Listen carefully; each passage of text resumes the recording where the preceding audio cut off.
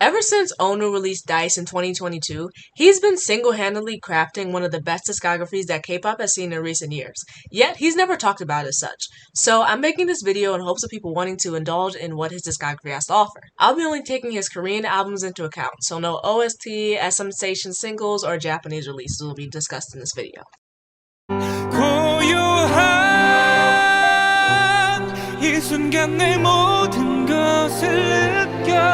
On December 5th of 2018, Onew made his solo debut with his first mini-album Voice and the title track Blue.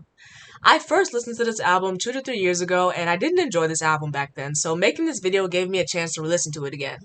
And my thoughts on Voice is that it isn't a bad debut, just a boring one. The album itself is very well made, the main star of this album being Onew's vocal performance. His belting and the emotion he brings makes this album have a sense of comfort to it. However, this album ends up being boring because it's made up of ballads, which is almost offensive for me to say since ballads are my second favorite genre behind R&B.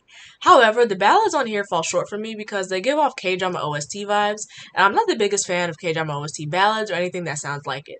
Like, each song on here could be edited into a K-drama seamlessly and no one will question it.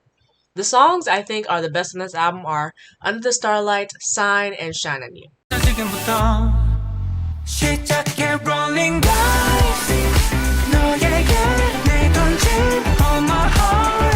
On April 3rd, 2022, over 3 years after the release of Voice, Onew released his second mini-album called Dice with the title track of the same name. Dice is an upbeat pop song that incorporates synths just like She Is by Jungkook. The job of any K-pop title track is to represent the theme of the album and to make people want to listen to the album, and Dice does that very well.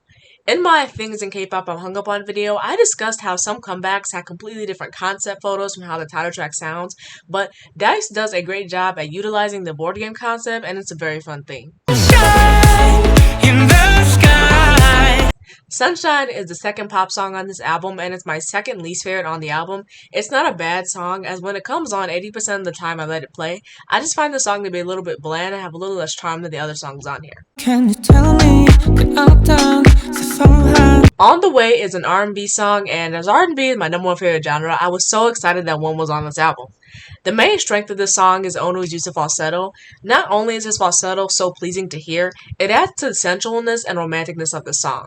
Also, this song is the reason Onew has one of my favorite falsettos in K-pop, next to Liz of Ive and Jungkook of Shiny. I also love his belting ad-libs during the final chorus. Love Phobia is an R&B and pop hybrid. I love the title of this song, and as the title suggests, the song is about being afraid of losing someone you love. This song is very catchy and enjoyable to listen to, being my third favorite song on this album. Your love takes me higher than I've never been. UOB marks another shift for the album as it goes from this R&B to this low-tempo, slower songs type of sound.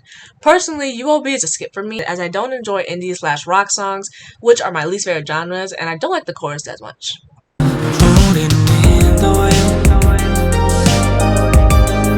In the Well is a mood that UOB had, but just has a more enjoyable sound for me. This song used to be my third favorite, but now it's my second favorite, and something about this song just makes me want to replay it over and over again, even when this song lacks any high notes or dynamic changes that any other time I would complain about. The synths used throughout and Onew's calming voice adds so much to how good this song sounds.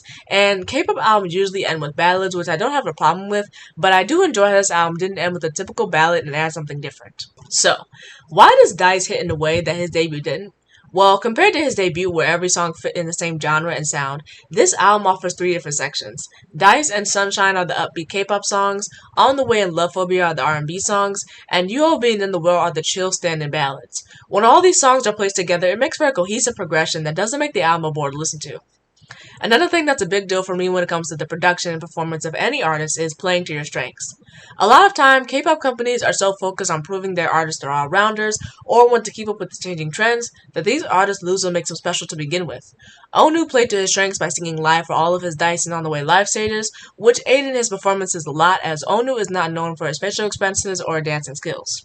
Onew also said in an interview back in 2022 that he spent 2 to 3 years preparing for this album, so maybe that's another factor on why this album was so good because it wasn't a rush project. On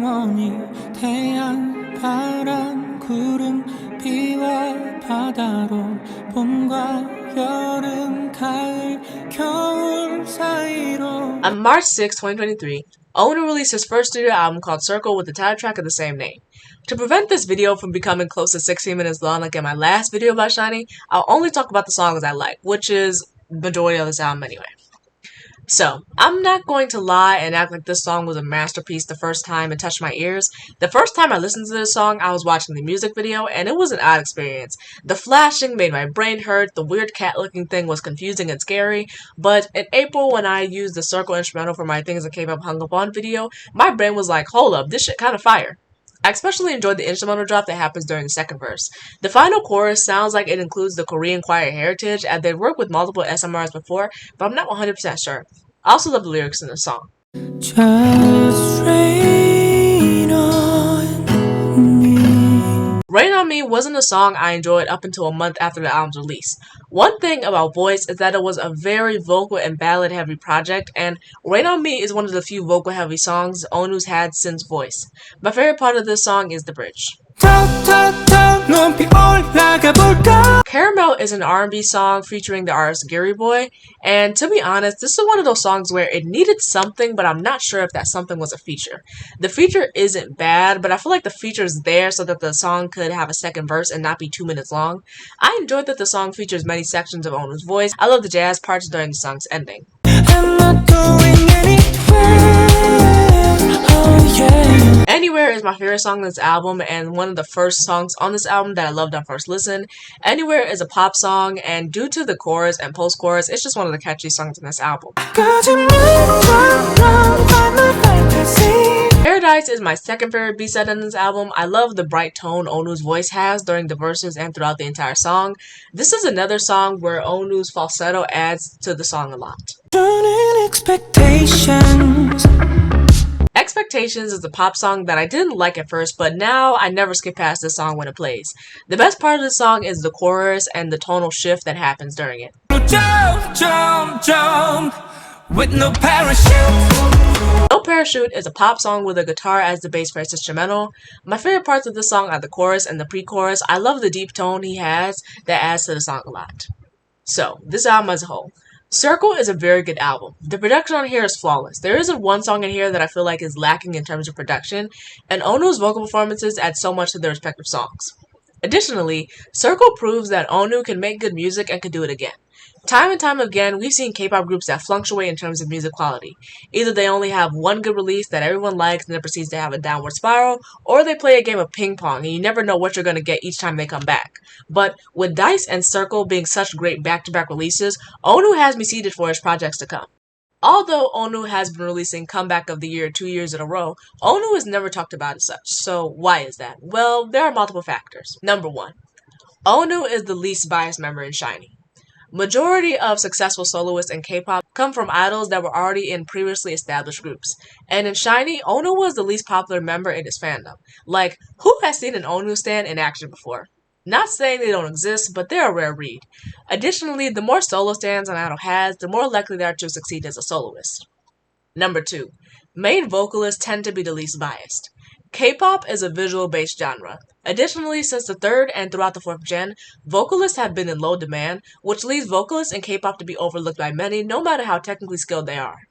Number 3. Main/lead dancers have a more likely chance of succeeding as a soloist. Like I said in the previous point, K-pop is a visual-based genre, and a big part of how an idol is perceived is through their stage presence. A majority of stans judge an idol's stage presence on their facial expressions, which leaves dancers and centers to have an advantage over their vocalists in the group. Take Blackpink's Lisa, EXO's Kai, and SHINee's Taemin as examples. Number 4. Onew came back during SM's mayhem. Since the beginning of 2023, all have witnessed the fall of SM, as they have been internally battling with themselves since the beginning of this year, and Onew released Circle during that time. Of course, there are more reasons that explain why Onew's overlooked, but I think these are the main ones. I've been immensely enjoying Onew's music since he's released Dice, and it was a shame that such great music and a great discography wasn't being talked about as much. Also, I'm not the best at reviewing music, but every time I write the scripts for the Slayification Of series, I purposely put myself in these positions.